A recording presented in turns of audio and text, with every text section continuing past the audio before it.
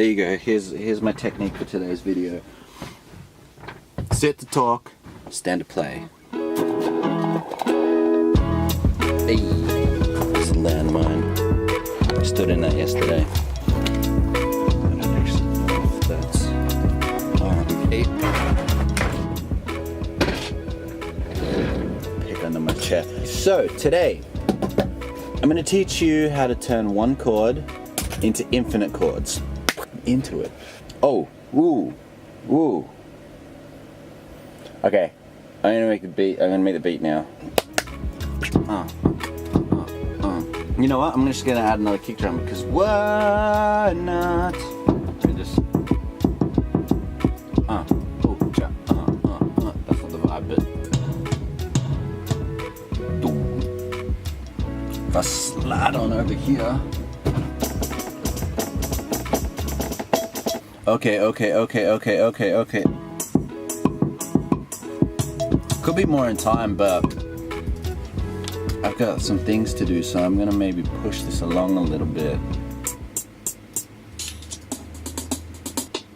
Oh, that's kind of cool. I mean, just don't know how I feel about this particular drum loop I'm making, but I like it. I like it a lot. Okay, so we have the beat sorted. We're good. That's playing. It was too loud. So that's what it sounds like. Let's get to the guitar. This is the important bit.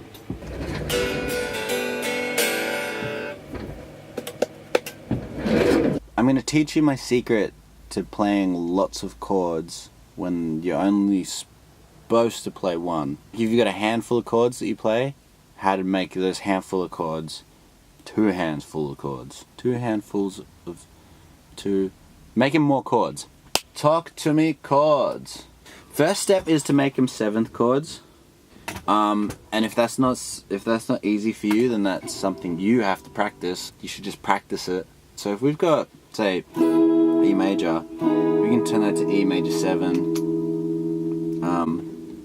And there's a whole, there's a few different ways to play that chord. You can play chords a lot of different, you know what, you can actually even play just E major a lot of different ways. And these things are called inversions. Work on it. That's practice. There's nothing I can really show you in this video to show you. You just figure out what notes are in the chord, and then you figure out where those notes are on here.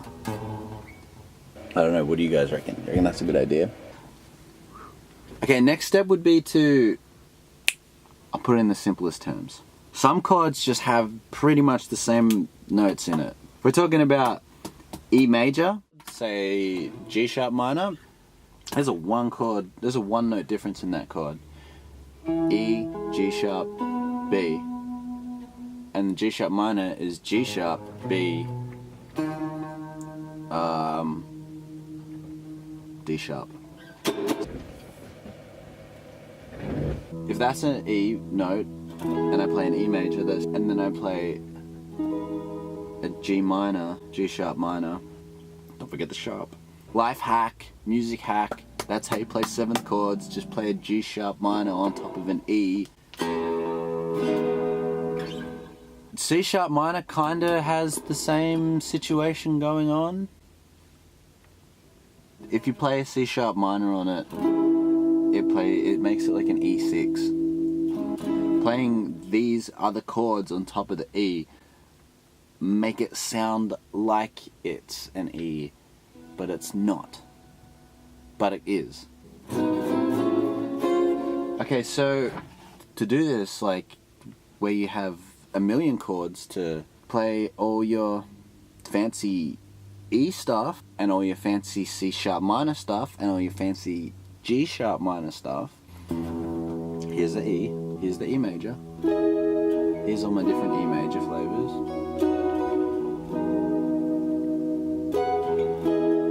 They're my C sharp minor flavors.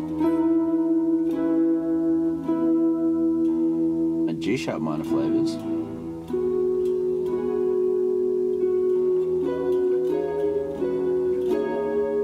It depends on what kind of G sharp minor you play, but you know, you could end up making it sound a bit wonky, making it sound like a sharp 4, which is cool.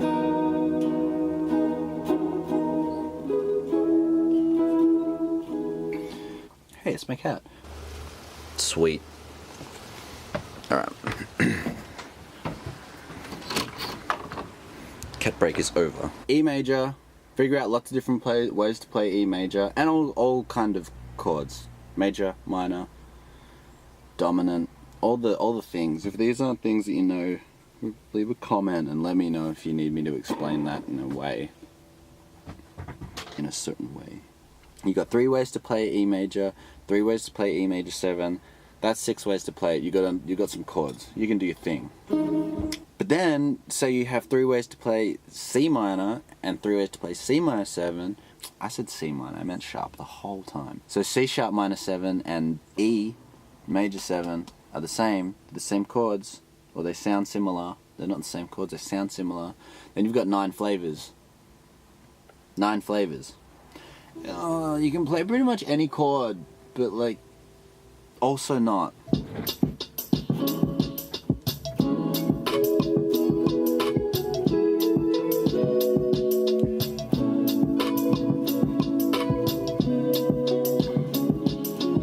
So here's the story of the E major that wanted more friends. So you've got your chord E major, and at every single one of these points, I reckon you can learn hundreds of chords at each step. C sharp minor and G sharp minor are the same, and each of these little steps you can learn heaps of chords too, and then you can just go and find whatever the hell else you like the sound of that you can play over an E, and it still kind of has the same vibe. So that's that story. Oh, how do you figure out what chords are similar? Well, the 1, the 3, and the 6 chord are pretty similar. 2 and the 4 are pretty similar, and the 5 and the 7, if that's one way you want to think about it. But also, you know what, let's just leave it at that. Learn that. Practice. Practice, practice, practice. Okay, so that's it. I'm going to put the finishing touches on this beat. I'm going to post it to my blog. You're going to have 1,000,001 questions if you don't know what's going on. Ask them, figure out what's up, but basically that's how I think about chords. And I get asked this question a lot, how do you play more chords? Like, how do you do that? How do you do that? This is how I do it. This is the process to how I do it. How do you do that? It's at least an hour of practice. Showing up and practicing is pretty important when you want to do stuff. But do it today, just chip away at it. It was like nothing I've ever done I figured out within a day. Nothing significant, like playing the guitar or learning how to music or getting really good at karaoke.